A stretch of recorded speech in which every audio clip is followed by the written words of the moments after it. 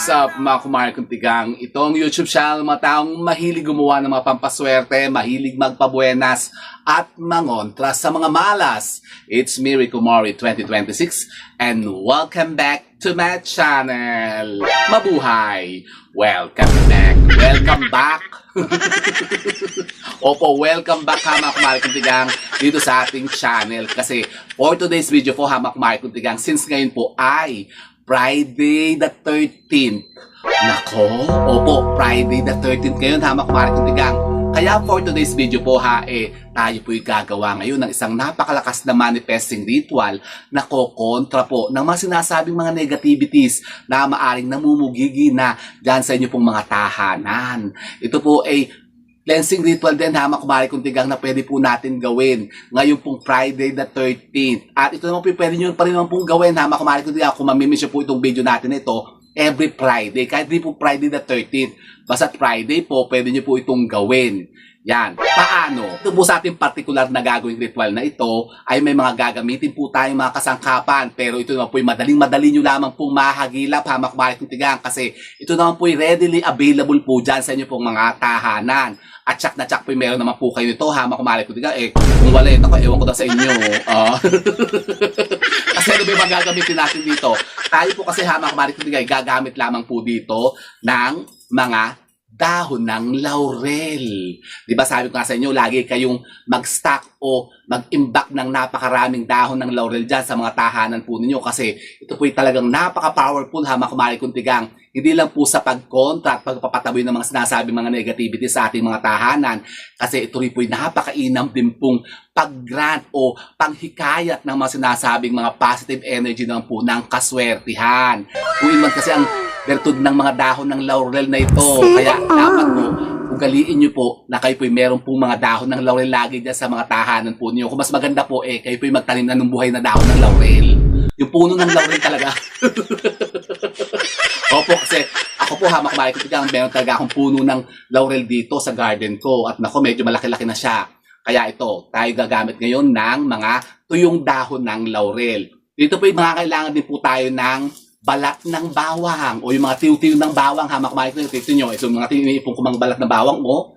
Ganyan, iipunin nyo pagka kayo pang magigisa. Huwag nyo tatapon yung mga balat kasi ito po ay magagamit natin nga po sa pag-cleansing ritual natin. Tapos, yung sama po, na dapat po, hindi ba sabi ko sa inyo, lagi kayo dapat meron po ito, ang ating pong mga insenso. Ito po, dapat po meron kayo lagi dyan mga insenso. Ito po yung ating incense powder, yung pong insenso natin. Pero kung halimbawa, pwede na naman po kayong gumamit nito kung wala kayong itong mga incense powder na katulad po ito. Kasi ito pong ating ginagamit po ditong insenso. Ito po yung tinatawag na insenso sagrado. Pero yung mga ordinary po mga insenso na nabibili po sa palengke o sa mga gilid-gilid ng simbahan, pwede rin naman po yun. Yan, maghagilap na lang po kayo niyan at dapat po lagi kayo meron yan. Yung insenso at kaman yan. Diyan sa bahay po niyo. Kasi alam niyo po ba, ang mga tahanan na meron po mga insenso sa bahay ay nako, malagihay na pasukin ng mga sinasabing mga negativities, lalong-lalo na po yung mga yung mga espiritu, yung mga laman lupa, ganyan, yung mga maligno. Nako, baka yung mga bahay yung pinapasok naman ganyan. Nako, dapat may lagi kayong maglagay dyan ng insenso. Tapos yung isa pang pusangkap natin dito, yan po, yung nasa harapan natin ngayon na talaga namang halos kalahati na ng screen ko inoccupy na niya. Yung kandila. Kayo po ay magbukas po o magsindi po ng kandila habang ginagawa natin ang ritualang ito. Puting kandila lang naman po okay na po yan. Kahit po yung maliit lang po, pwede yung gamitin niya. Kahit yung mga sperma ay maliliit yung tea candle, yan, tea candle lights, pwede na po yun. Pwede naman po yung maliliit lang pong sperma na kandila, pwede rin pong gamitin nyo. Basta kulay puti po. Kasi ang puti pong kandila ay pangkalahatan. Ang sinisimbolo po niyan, pang-ward off ng mga sinasabing negativities, yung pang-akit ng mga positive energy. Kung humihiling kayo na mag-grant yung mga wishes po ninyo o meron kayong pinipetisyon, puting kandila po ang ititirik po lagi ninyo. Isang kandila lang po yun, ha, makumarik ko, okay na po yun. So, ganito. So, paano bang pagganap nito? Yun nga, ito po pwede po natin gawin, ha, makumarik kong tigang, tuwing araw ng Biyernes, at since ngayon nga po ay Friday the 13th, pero kung halimbawa ito naman pong ating video nga ito ay mamimiss po ninyo, pwede na naman po itong gawin ha, mga kumari ko sa mga susunod pong mga Fridays, lalong-lalo na po sa huling Biyernes ng buwan. Maganda po itong ginagawa tuwing huling Biyernes ng buwan kasi kumbaga parang i-cleanse natin yung ating buong tahanan o yung sarili natin para yung pagpasok ng bagong buwan, yung full moon, bagong new moon, cleanse na tayo. Kumbaga i-clear na yung mga negativities na nasa likop natin ng mga nagdaang buwan, itong mga nagdaang araw. Ganon. So paano? Ganito po kumari kong tigang. Tayo po maghahanda rin po dito ng burner o yung ating lutuan. Yung pagsusunugan po natin ng ating dahon ng laurel at tiw-tiw ng bawang kasama po ang ating insenso. So ito po yun. Ito po yung ginagamit ko lagi kapag ako po nag-ritual nga po dito, nagke-cleansing ritual po ako. Ito pong ating insenso. At kung gusto nyo po maka-order po ng gantong insenso, kumari kong tigang, meron po tayong pinapa-order po ito ng mga gantong classic insenso, yung mga antigo. Kasi yung ating mga kaibigan na mga kolektor ng mga antigong ganto, marami pong pinapeplex na ganto sa atin, kumari. Pwede po kayo mag-order ito kasi may mga nakapag-order na po ng ganto sa atin at may mga nakapag-reserve na. PM niyo po ako kung interesado kayo, makakuha po na mag-ganto kasi ang ganda po gamitin yan na pang incense burning bagayan o yung pag-cleansing ritual natin. Ito po kasi may handle na po siya. So, ito po ang gagamitin natin burner ngayon. At bago po natin gawin ito, kumari kong tigang, siguraduhin niyo po muna na kayo po maglilinis muna ng bahay po ninyo. Mag-ano muna kayo, mag-general cleaning muna kayo, maglinis-linis kayo, magpunas-punas kayo, mag-agoy kayo dyan, kumari kong tigang, baka naman nakikitata na yung mga side niyo dyan, yung mga muebles yung, balabalansang na, iayos nyo po yan yung bahay nyo. Tapos, tagalin yung mga clutter dyan. Kasi alam nyo po ba, kumari kong tigang, yung mga bahay na ganyan, na punong-puno ng mga kalat-kalat, at puro cluttered kumari kong tigang, dyan namumughigi yung mga sinasabi mga negative energies. Kaya maglinis kayo, mag-ayos kayo ng bahay po ninyo. Tapos, gawin nyo na ito. Sa una po kumari kong tigang, kapag gagawin nyo po ito, yun nga, dapat clear nga kayo, dapat in good mood kayo, at dapat po nakapag-cleanse na po kayo ng sarili po ninyo. Yung ginagawa natin cleansing dito at tuwing umaga, ginagawa natin yan. Pag Friday po, minom kayo isang basong tubig na may asin. Tapos, pwede kayo maligo nung tubig na may asin din po. Yun ang pampapaligo po ninyo. Tapos yun, gawin nyo na po ito kumari kung tigang yung ating cleansing ritual sa bahay po natin. So, ganito. Maghahanda po tayo ng dahon ng laurel. Kahit yung mga durug-durug lang po, okay na po yan. Tapos yung mga tiw-tiw ng bawang at yung ating insenso sagrado. Pwede na po yung mga ordinaryong insenso. Pero yung mga iba nagtatanong sa atin, pwede ba daw po yung pag-insenso nung ganito, nang titirik sila ng mga ganitong klase ng insenso? Pwede naman po yan. Magtiri kayo kahit mga 3, 5 piraso, 7 pirasong ganito. Pwede po yan pang-cleansing ritual. Ito po, sisindihan nyo po ito tuwing umaga, pag araw ng Biyernes. Tapos, ililibot nyo po sa buong bahay po ninyo. Mula po sa pintuan, papasok sa buong bahay. Tapos, ititirik nyo po ito sa center po ng bahay po ninyo. Sa pinaka-sentro, dapat po meron kayo yung, yung ganito, incense burner. So, ganito, kumari kong tigang. Yan, ganito po kumari kong tigang ang tamang pagsisindi po ng insenso. Kapag kayo po magsisindi po ng insenso, ang tamang po paghawak din po dito, dito po sa 3/4 niya, dito po kayo kahawak, kumari kong tigang. Tapos, dapat nakaharap na ganyan sa apoy. Tapos, kasi magbabaw kasi tayo dito. Tapos, tayo po muna magpipetisyon. Mag-alay po muna kayo dito ng konting panalangin. Pwede kayo magdasal ng isang ama namin, isang abagin ng Maria, at isang sumasampalataya. Tapos, magpetisyon kayo. Humiling kayo. Halimbawa, kung ano ba yung mga pinipetisyon nyo, ibulong nyo dito sa insenso. Tapos, saka nyo sa sisindihan sa apoy. Ganyan. Medyo mataas lang yung aking kandila. Kumain the usual po niyan. Nasa baba po kasi dapat yan pag sinisindihan po natin siya.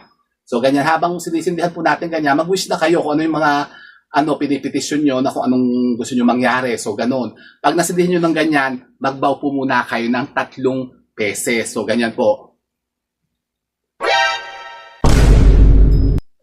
Ganun, habang humihiling kayo. Tapos mamamatay po yan ng kusa kumari kong tigang. Pag nasindihan na po natin ng ating insenso, pwede na po natin yung ilibot sa buong bahay po natin. Mula po sa pintuan, paikot po, papasok sa bahay natin sa ating mga living room, kitchen, sa bedroom. Pwede po natin iikot yan. Pag naikot na po natin sa buong bahay, pwede po natin siya ilagay po dito sa ating incense burner. Yan, pwede po natin siya itusok dyan. Ito pong ating incense burner, kumari kong tigang, meron pong bigas. Bigas po yung ating pinagtitirikan po ng ating insenso. So, ganun. Tapos, ilagay nyo lang po sa center table po ng bahay po ninyo, sa pinakagitna, at hayaan nyo lang po siya dyan. na maubos. Pero dito po sa ating particular na cleansing ritual na gagawin ngayon, meron po tayong gagamitin na isang buhay na salita o orasyon. Kumbaga kasi itong orasyon po ito pang-protection po sa mga sinasabi mga negativities na maaring pumasok sa loob ng ating tahanan, maaring sumalakay sa atin at magbigay sa atin ng kamalasan. Yan. At isusulat ko po dyan, hama kumari kong tigang, yung pong orasyon na babanggitin po ninyo habang tayo po ay nagke-cleansing ritual po dito. So, paano ba yan? Ganito po, tayo po syempre magsisindi po muna dito sa ating incense burner. Magsindi po muna kayo dyan. At, so ganyan po, hama kumari kong tigang, pwede naman po muna kayo magpabaga po muna ng burner po ninyo bago po tayo mag-umpisang mag-burn yung ating mga dahon ng laurel at yung ating mga tiw-tiw ng bawang. So, ganyan po. Pagka medyo nagbabaga-baga na siya, pwede po natin ilagay yung ating mga dahon ng laurel. Una po natin ilalagay yung ating dahon ng laurel. Kapag tayo nakapagpetisyon na, nakapag-prayer na po tayo, magdasal po muna kayo, isang ama namin, isang abagin ng Maria, at isang sumasampalataya. Tapos, yung ating inilagay po dyan na orasyon, babanggitin nyo po muna yan, hama kumari kung tigang 3 beses. So, yan, sindihan na po natin ang ating mga dahon ng laurel. O, yun. So, yan, pwede ilagay natin, pwede damihan natin, hama kumari kung tigang, tapos isama din po natin ang mga balat ng bawang. So, ganyan. O yan, o tingnan nyo, o. Wow, tapos, lagyan na po natin siya ng ating, ito pong ating, insenso, meron na po ito kasamang asin.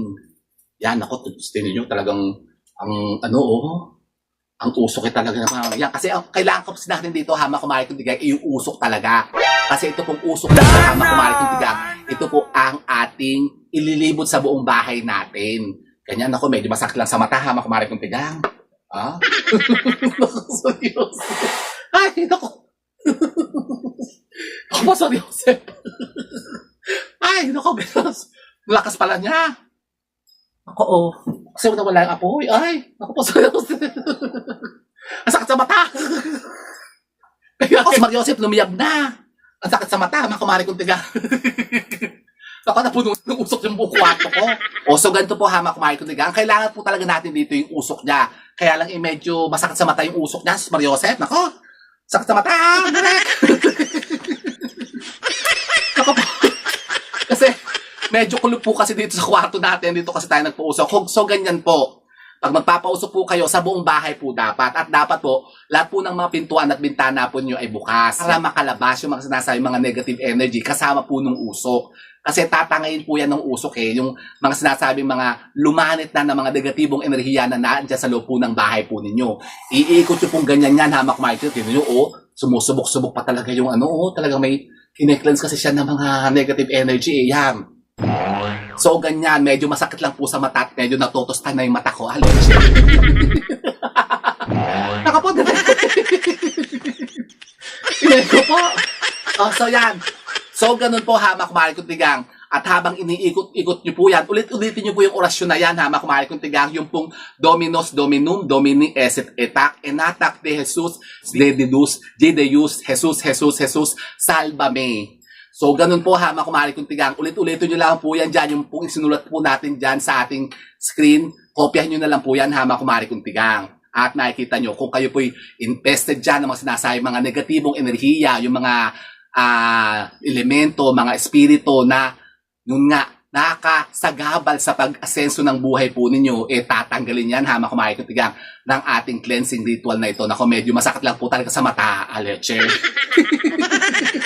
Nako po. So, sorry po, sir. So yun po, hama kumari kong tigang, subukan nyo po ito. Kung kayo po yung nakakaranas ngayon ng soba-sobang bigat sa buhay po ninyo, kayo halimbawa yung invested dyan ng mga sinasabi, mga negative energy, baka meron pa kayong makasama dyan ng mga espiritu, mga laman lupa, mga maligno sa bahay po ninyo. Ito po, hama kumari kong tigang, paalisin natin sila sa pamagitan po ng pag-cleansing ritual na ito. So yun po, hama kumari kong tigang, subukan nyo po ito. Hindi nyo susubukan, subukan nyo para malaman nyo po kung ano po ang maaaring maidulot itong pagbabago dyan sa mga buhay po ninyo. Nako, ako'y parang pinausukan tinapala dito leche. So with that, mga kumari kong tigang, sana po yung may napunto ka mga bagong idea at kaalaman sa pagkontra naman sa mga sinasabing mga kamalasan na yan. And with that, mga kumari kong tigang, keep safe and God bless. Thank you for watching. And don't forget to subscribe my channel. I know you like it. Bye, mga kumari kong tigang. Nako, saktan sa mata direct. Ha? O sa, tingnan ko. Ako po. Ha?